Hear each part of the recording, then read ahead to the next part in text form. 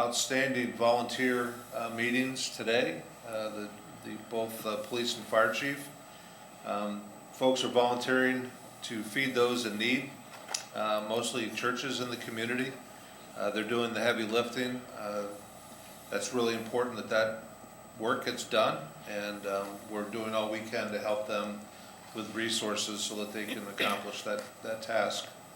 There's lots of businesses in this community that are feeding kids lunch especially, such as Blooming Grounds, the Food Shelf. They could all use money and they could use volunteers. I'm very proud of the staff's response. They're all focused on providing these key services to the community while reducing their exposure to the COVID-19 virus, which I can tell you is a very difficult balancing act, but they're pulling it off.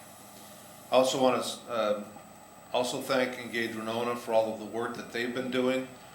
They recently launched a couple of Facebook pages that are linking neighbors together to try to help them solve problems and issues with one another. It's a very valuable tool. In addition, Engage Winona is also pushing the census. So now is a great time to go online and fill out your census form and get that taken care of. We want to make sure we count as many students before they leave as possible. And if you're going to be stuck inside anyway, socially isolated, you might as well go online and fill out the census form. Do you have anything, Chief? Just if there's any questions, I'd be more than happy to give you what we're doing on the ground level at city, for the city of Winona. So any questions at all, I'd be happy to answer. Is that press conference on the city's website? It's on the county website. The county website, okay. Website. Okay. If you'd like it on the city, I can work on that tomorrow. I think it'd be a good idea. Yep. I will take care of that tomorrow. I think I also heard Perkins was providing free lunch for the kids Monday through Friday or something. Anything else? Okay. Roll call. Mayor Peterson. Here. Councilman Thurley. Here. Moeller. Here. Alexander. Iden. Borshakowski. Here. Schollmeyer. Here. The public hearing, item 2.1, is the host approval for the issuance of bonds for Gunderson Health by the state of Wisconsin. This is a public hearing. All right, being a public hearing, I'll declare it open and ask Lucy McMartin if she would come to the podium and give us a little background on this. Thank you, Mayor and Council. Before you this evening, and the public hearing is related to what's called host approval, because the Gunderson facility being financed is located in Winona. However, the conduit debt is being issued by the state of Wisconsin. The amount is approximately $30 million, and we've done a host resolution before for the assisted facility at 5th and Pelzer. We did that about 2 years ago. So if you have any other questions, I'm happy to answer them, and we do have representatives from Gunderson here. Okay. Any questions? George? Just for reference now, there's no liability to the city on this. No, there's not. Any other questions? If not, thank you. Anybody else here wish to speak? Anybody else wish to speak? One more chance. All right. Hearing that, I will declare the public hearing closed and ask for a motion. Mayor? So move to approve the host resolution. Second. Motion by Al, seconded by Eileen. Further discussion? Hearing none. All those in favor say aye. Aye. Opposed? Carries. And we will move to the new item, 5.8, the emergency resolution for COVID-19 response. We have a draft resolution for the emergency declaration. And for your reference, we have information on holding meetings by telephone or other electronic means and other applicable statutes for emergency declaration. Move to adopt the attached resolution. Second. Motion by Paul, seconded by Eileen. And just for your information, our city attorney, Chris Hood, is on the phone if we have questions regarding this. And Al, I think, has a question. Yeah, is this something that requires an extraordinary vote? In other words, 5 of the 7? Chris, I don't know if you heard that or not, but does it require a 5 council vote? Mayor and council, I did hear that, and no, it does not. Okay, thank you. Just a simple majority then? Correct. Thank you. Okay. Other questions? George? Chris, are we seeing more of these types of resolutions coming up throughout the state? We are in fact seeing that. Obviously, this is a rapidly changing situation, and really, it really started last Wednesday, but it wasn't really until, I think, Sunday afternoon when the governor closed schools and I think gave some additional direction on meetings that resulted in a fair amount of, I think, chatter on the city attorney listserv this morning about what action different cities were taking. And a number of cities are declaring emergencies, and that's to do what we're doing here, which is to, I think, pretty much just ratify the actions of city administration in doing what it needs to do to manage employees and try to protect health and safety of the public. And then the resolution also in some of the cities are passing the resolution to allow for telephonic meetings of boards and commissions pursuant to 13D.021.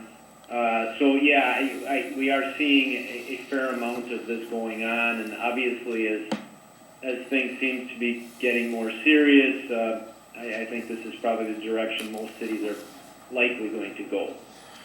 Another advantage of passing this resolution is that the city then would be eligible for reimbursement, is that correct? For certain expenses that we may incur related to this problem? Well, you would be, since you're declaring an emergency, you're operating under Minnesota Statutes Chapter 12, which is the basically emergency operations statute. So, yeah, it does bring into play all of those different mechanisms, and then obviously the governor has declared a state of emergency as well under Chapter 12. Okay. Al? Does this allow for any other means other than telephonic? It's telephone or any other electronic means. So it could be via Skype, what have you, in terms of other electronic means. The idea here, of course, is to try and give the public a mechanism to still be able to hear discussions, but to have meetings that aren't going to jeopardize people's health. Paul? Chris, would that allow the public, if they're viewing council proceedings via television, would that allow the public to comment remotely via telephone or Skype? The logistics of it are going to depend on each individual city's capabilities versus, with their telephone.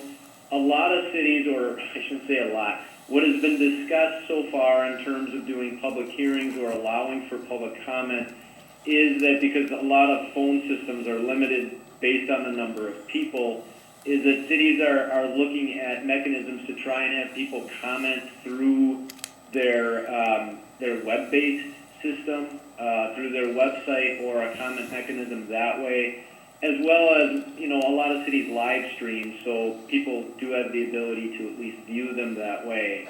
Another option, if it's, everything was just telephone, if you have a conference bridge that allows, 100 people to be on the phone, then, you could have everybody on the phone and allow for some level of comment. That could become pretty cumbersome, though, and if someone, starts talking and, the mayor tries to control that. So I think some of those logistics are going to have to be worked out. My view at this point is it might be better to have a write-in comment mechanism, or even have the ability for, like a public hearing, if someone had a comment, to be able to call a number that maybe then could be relayed to the council as part of the meeting. So I think some of that's going to have to get worked out. The mayor. Oh, Steve? Our intention is to use Zoom, which I understand allows for several people to be on board at any given time.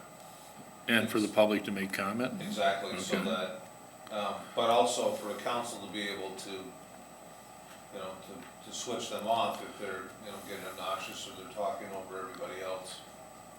Okay. Eileen? Then Al? Thank you. If a special emergency is declared, at what point does it end or expire? How does that process occur? It can occur at any time. I think the way that this is designed now is that, you know, this is going to continue, I guess, as long as the pandemic or the need continues. But the council at any time, I mean, it gets to a point where it looks like the pandemic is done, the council can always rescind the resolution or otherwise take some action to terminate the resolution. That was your question, okay. Paul? Does this require us to call in? I mean, can we come in person or call in? Is it an either or? It is an either or. I mean, obviously, if, you know, things are quite bad, then, you know, it might be better to call in, but there is a requirement in the state statute that at least one person has to be present physically at the location of the meeting, where everybody else may be on the phone. So I think there is still the ability to come in. Obviously, you would want to follow the protocols established by the CDC at this point in terms of, you know, distancing, whatever that is, following the protocol related to the number of persons in a meeting. I saw this late this evening that there is another recommendation out of the, I think the CDC, but it would seem to be coming from the White House, that they're going to limit meetings to 10 people.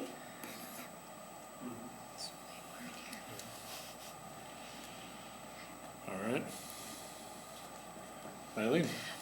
Just thought about this. I know if we do use Zoom, I've used that before and it's pretty effective, but I think it's really crucial when we are limiting the ways that people can gather, which is obviously required at a time like this when being near one another is very dangerous, but to just make sure that we're not limiting people's ability to participate in government, because there's a really fine line between, you know, a health crisis and limiting people's liberties. So I just, however we can walk that fine line as best as possible. I think offering an online portal for people to message in, and then also using Zoom, because I believe the numbers are like an 800 number, it's a free call. Yep. And then allowing for folks to talk there as well. It's probably actually, yeah, I think there's a way to do that. We've got some weeks now to do it, that's why we brought it now. Great, thank you. Paul?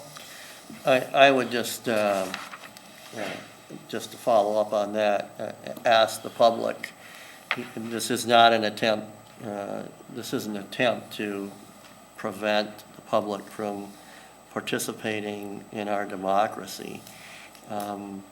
This is really a serious attempt to make this a safe opportunity for us to continue operating as a democracy. And please be patient as we work through this and try to get this to accommodate everyone. Al? Another question, what's the difference between an emergency declaration and an emergency ordinance?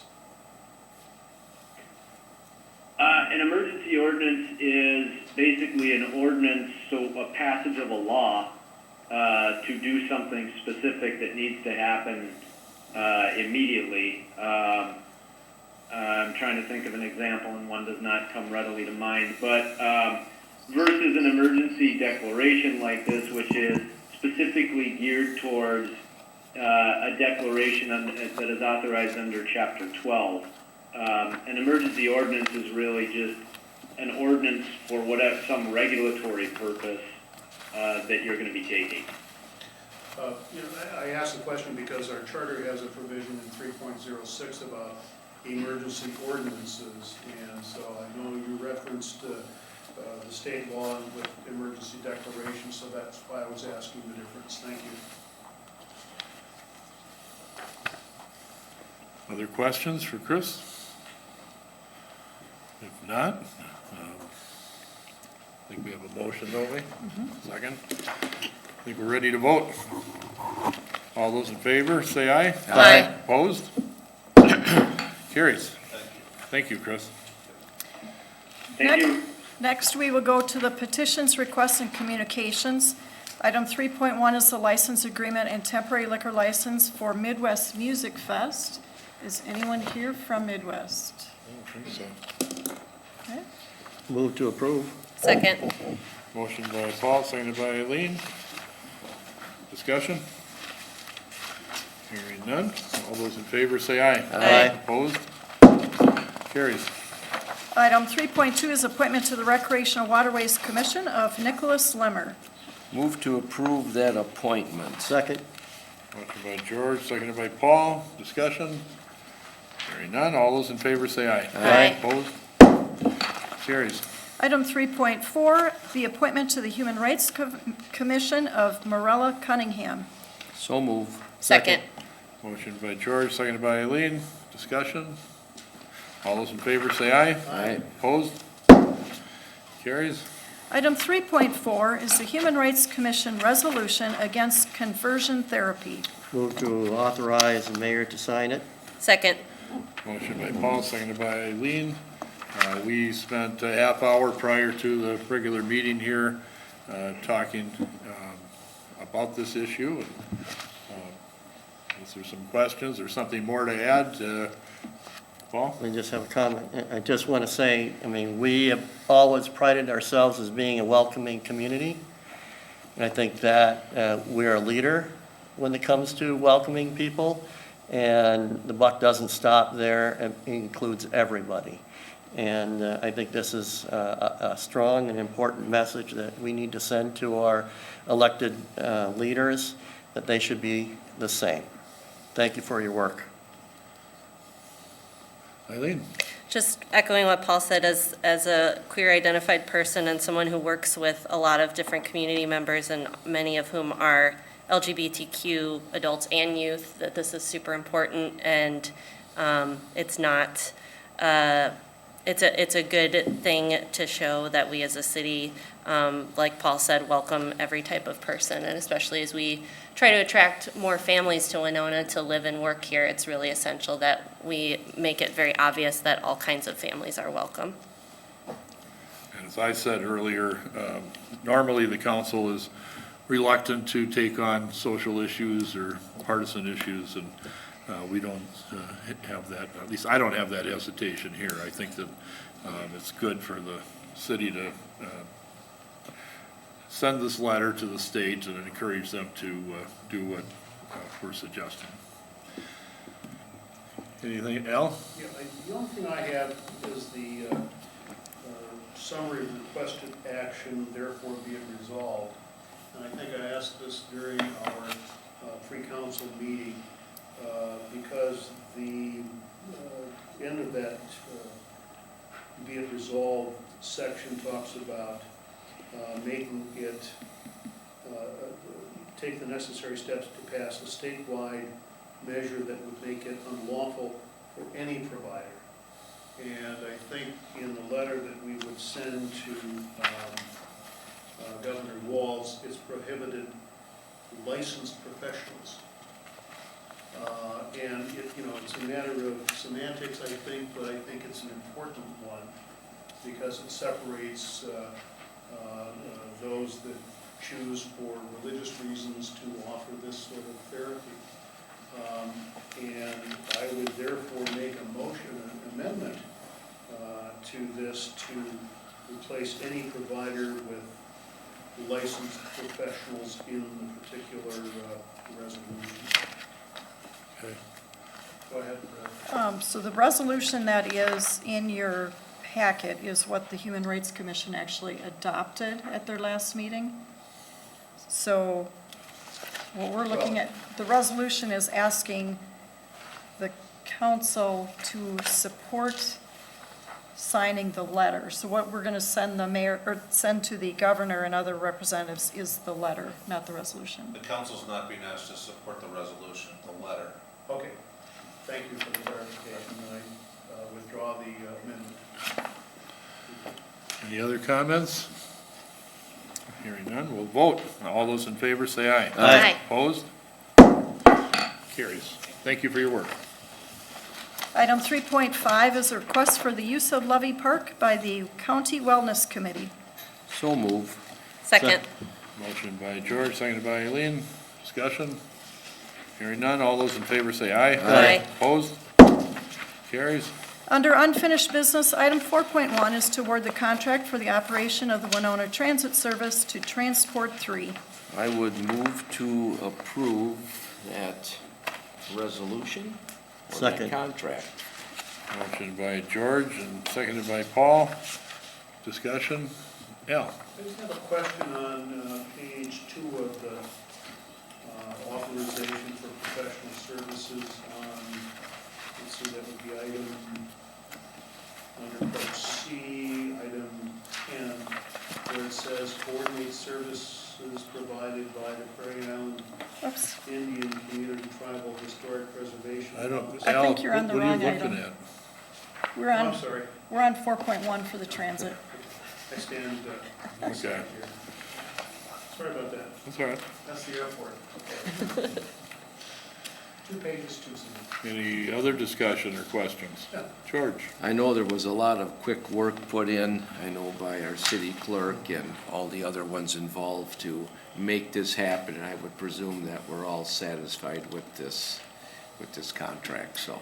Yes, as I noted in the agenda item, I did have a review committee, including the city administrator for Goodview, Assistant City Planner Luke Sims, and one of our bus riders, Jennifer Kahn Mandel. And they all sat down with me for about an hour and a half and reviewed them, and everyone agreed on this vendor. I know there's been a lot of concern from the bus riders, and I think it's turning out as well as we could have hoped, so thank you for your work on that, Paul. That's, I just wanted to echo that I have heard from bus riders. I mean, sometimes those of us who are auto-centric don't think about those who don't have cars and how are they getting to and from work and around our community. And the transit service is a valuable service, and it's very much needed. Okay. City Manager? I want to thank everyone who was involved in this process. I want to thank Jim from SEMCAC for pitching in. We appreciate your offer as well. And I also want to assure the public that we're going to do everything we can to keep the transit service operational during this time. Okay, thank you. Anything else before we vote? All right, all those in favor say aye. Aye. Opposed? Carries. Item 4.2 is the agreement for construction, administration, and project closeout for the airport snow removal equipment building. I would move to approve that. I'll second it. Motion by George and seconded by Al. And now I can ask my question. Yep. I'm just curious about the item under item 10 about the coordinating services provided by the Prairie Island Indian Community Tribal Historic Preservation Officer. I assume it's to discover whether there are issues with the land involved with this project that I would ask that to be clarified on. That's correct, Mayor and Council. It is in fact a federal project, federal funding of the city project. And in that line, they have to do investigations for any Native American historic sites. And we did it on all the airport projects. It's the same kind of thing. I don't know the exact coordination of why it's them, why it's this agency, but they're the ones that do it for our region, I guess. Well, I agree with that. I mean, Yep. Thank you. Anything else? All those in favor say aye. Aye. Opposed? Carries. Under new business, item 5.1 is the East Recreation and Community Center design proposal. I would motion to direct staff to execute the proposal from ISG and to approve the attached resolution. Second. Motion by George and seconded by Paul. Open up for discussion. Does anyone want to touch on this? Anybody here? Oh, Chad? Okay. Chad's in the back. Okay, Chad?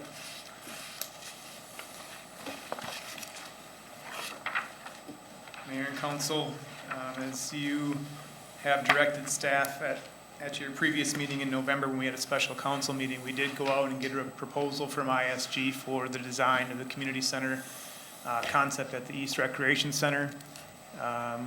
We're obviously recommending that we approve that proposal. We think that we received adequate proposal. We think that we did receive some cost savings because of previous work that ISG has done on this project.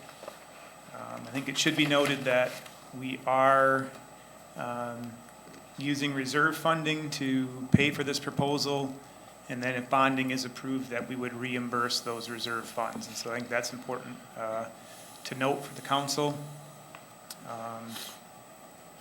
That's important if there's any reason that you would not bond, that we would still execute the proposal and that we would use those reserve funds. So it's important that I mention that up front. Other than that, if there's any other questions, I'd be happy to answer them. Paul? Yeah, a couple of questions, Chad. In the packet from ISG, it mentioned a public engagement during the design process.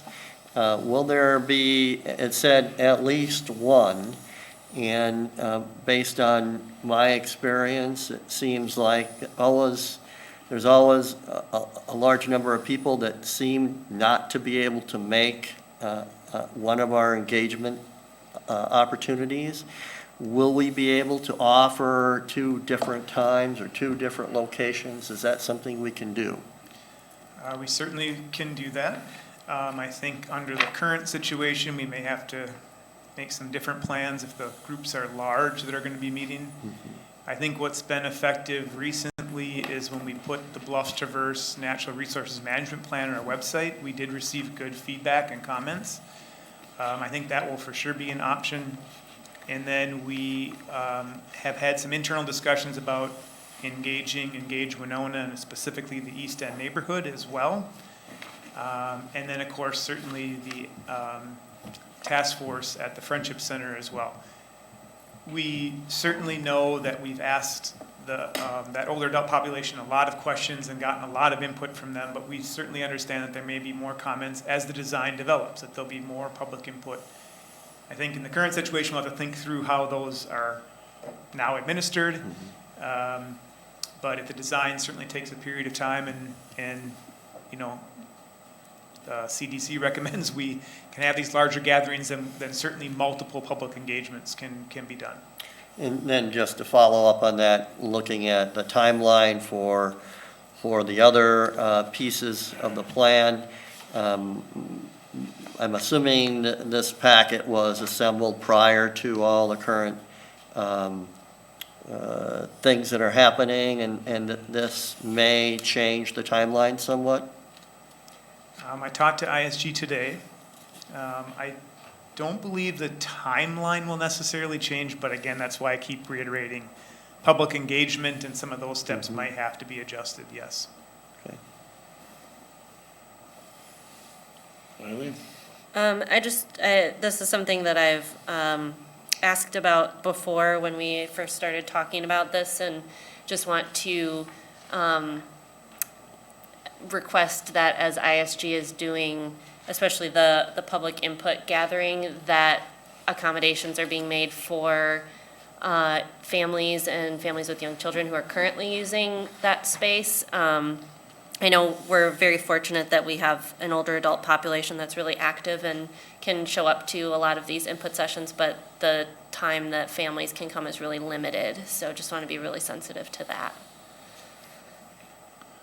That's all. Thanks. Others? George? Then our major challenge will be is how are we going to pay for it? So that'll be the major challenge for us. So Mayor and Council, in your resolution tonight, it does say that the city, for these funds to be reimbursable, would bond for an amount up to $6 million. And that figure includes the HVAC project at the Masonic Temple. And again, you've approved that design proposal as well. And so just that you're aware that that number certainly can go up, it certainly can go down.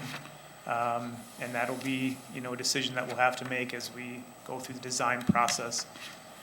But for the resolution, for the purpose of the resolution, we needed to include a number, and so we did the 6 million to combine both those projects.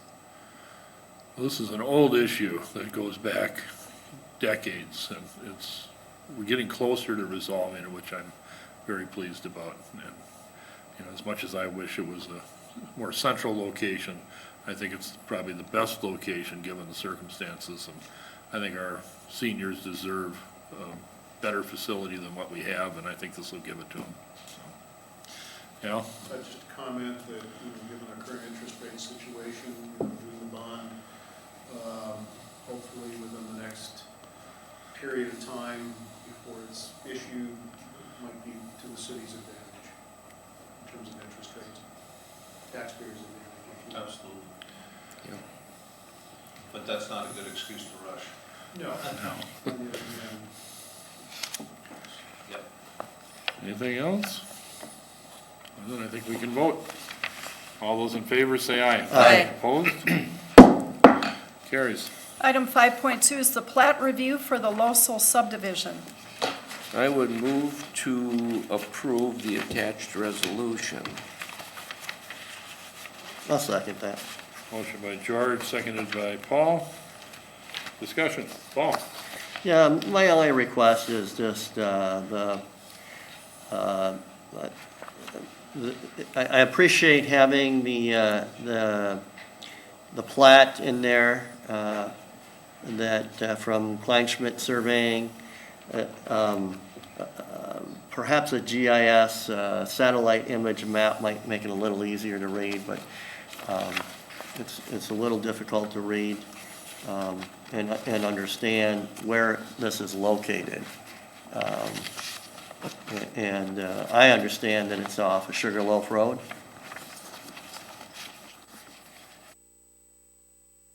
That's it. Is that a question? Well, I mean, Submissions to the spot. But the location of this particular subdivision. The location of this particular subdivision is at 1100 Sugarloaf Road. It is a property that fronts that street and then runs back behind to Minnesota Highway 43. Any other comments or questions? Then we'll vote. All those in favor say aye. Aye. Opposed? Carries. Item 5.3 is a consent to file plat. I motion to authorize the mayor and city clerk to execute the consent. Second.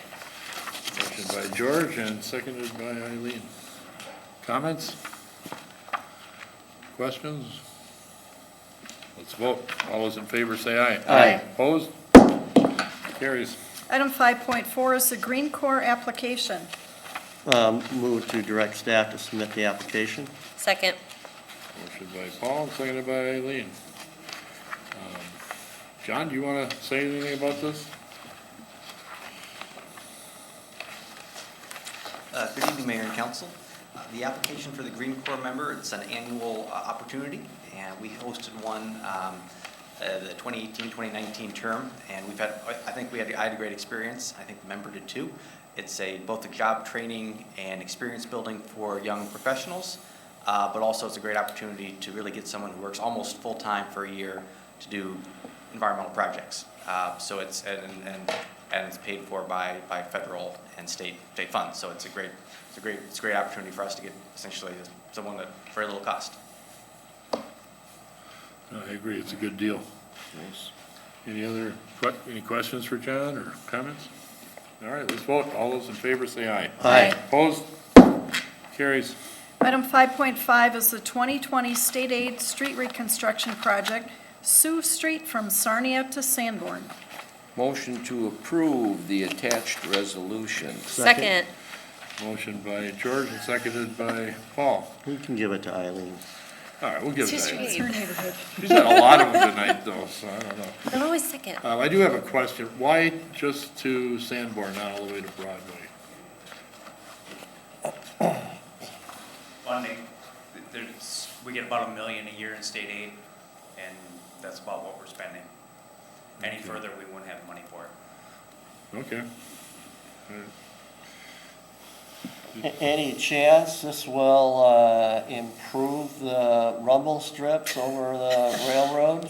I have been talking or contacting those people once or twice a week and get 0.0 response. I will keep contacting them. There's been a pretty big turnover at CP, and the guys we used to talk to would contact back real fast. These guys, it's kind of radio silence so far. You want me to make a call? I've got a pretty good contact with the CP that is very responsive. It wouldn't hurt, but I think I'm gonna try a different guy. Okay, well, let me know. Steve? Mayor, staff was operating under former council member Craig's instruction to not update that crossing. Has that position changed? Yes, Yes. absolutely. I cross it all the time, and I'm at about 3 miles an hour going over that. Just checking. Yeah, absolutely. You thought it was a good way to slow traffic. Wow. Eileen?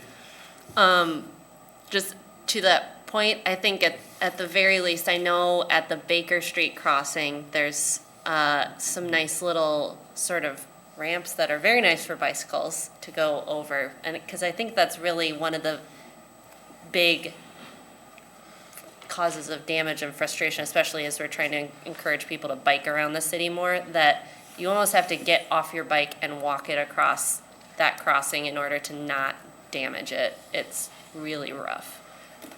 So even if there's a strip on either side for bikes only or something, that would, I think, really improve the quality of passing on that street. Well, I don't think anybody would appreciate that whole street being reconstructed and then having the same railroad crossing Yeah, left there. yeah. That's rough. We need to fix that. Anything else? All right, George. Now, this is a state aid street, right? Correct. And I guess if I just ask a question relevant here to reconstruction, our current mill and overlay that was not done last year, Yep. is that scheduled to be done this year then? That is scheduled to be done this year, and the 2020 is currently out for bid. I Okay. believe you'll see that on your next one, or else it's the mid-April one. I Mid-April. can't remember when we received it. Okay, thank you. Anything else? All right, all those in favor say aye. Aye. Opposed? Carries. Item 5.6 is the 2020 Sioux Street Reconstruction Project Feasibility Report and Resolution Ordering Hearing. That hearing would be held Monday, April 6th. Move to approve the attached resolution to set the hearing date. Second. Okay, motion by George, seconded by Eileen. Paul? So just a quick question. Sioux and Dakota are parallel. Will these two streets be possibly under construction at the same time?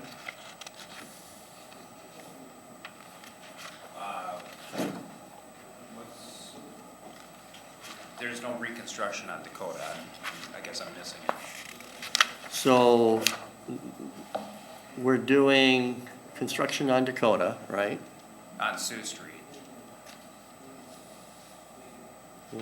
What did I miss? I must have, but never mind. Okay. I see my error. All right, any other questions, comments?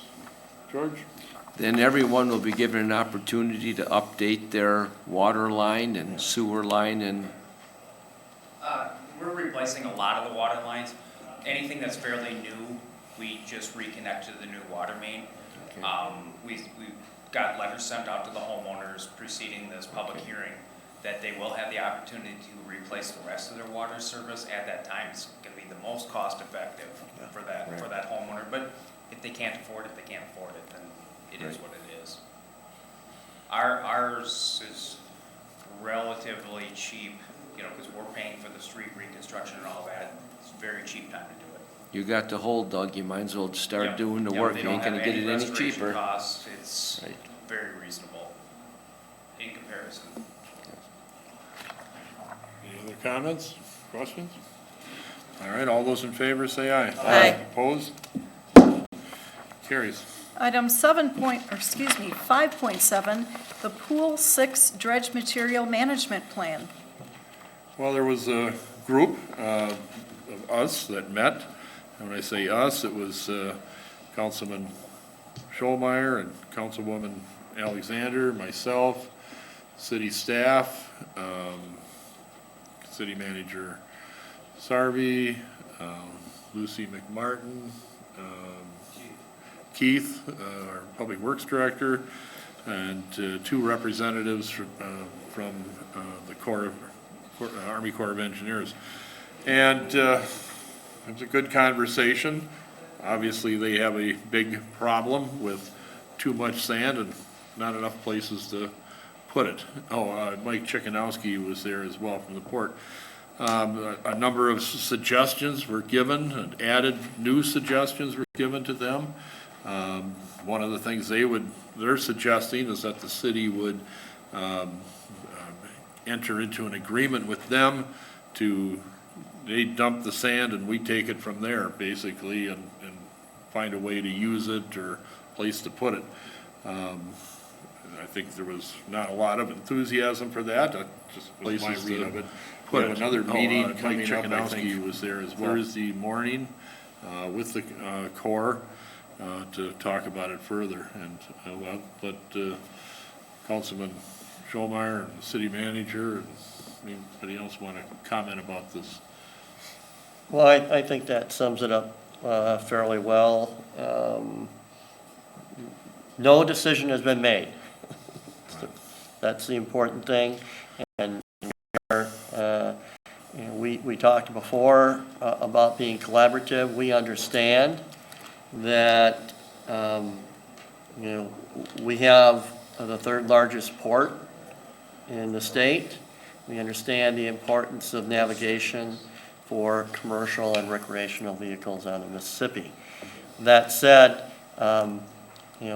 we have, they expressed interest in land that we own on Latch Island. That's the important thing for them to deposit the dredge material for, and about being collaborative. There has been no decision on that.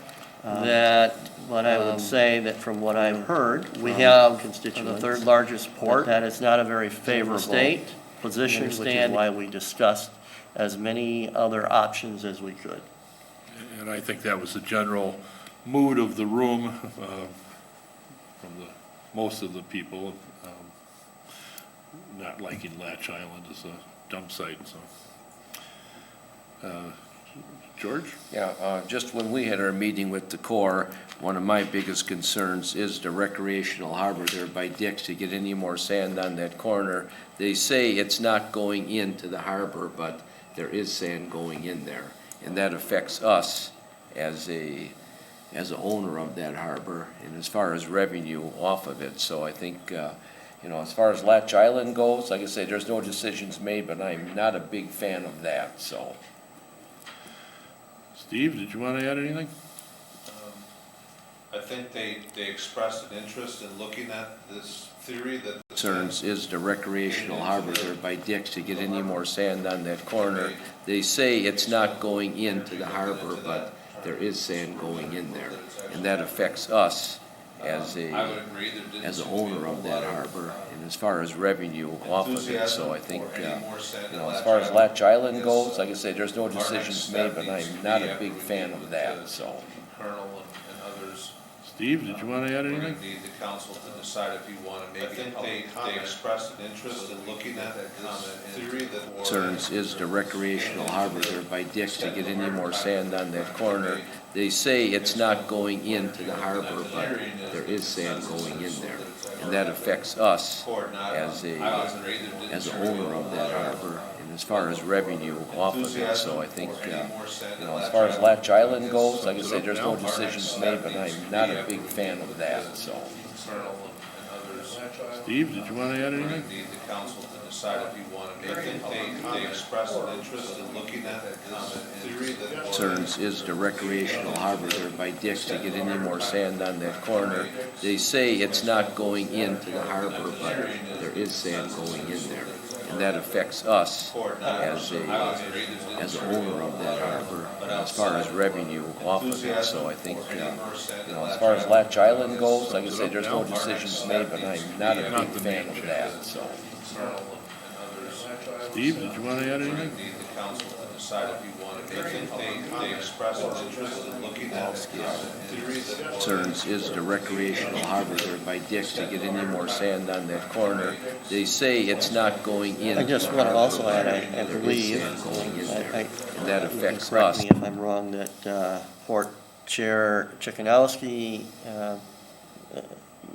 did make a comment about, we already have a fairly large pile of sand at the East End Industrial or Technology Park, or whatever we call it, under a contract that they're looking, that they give us the sand and we find a use for it.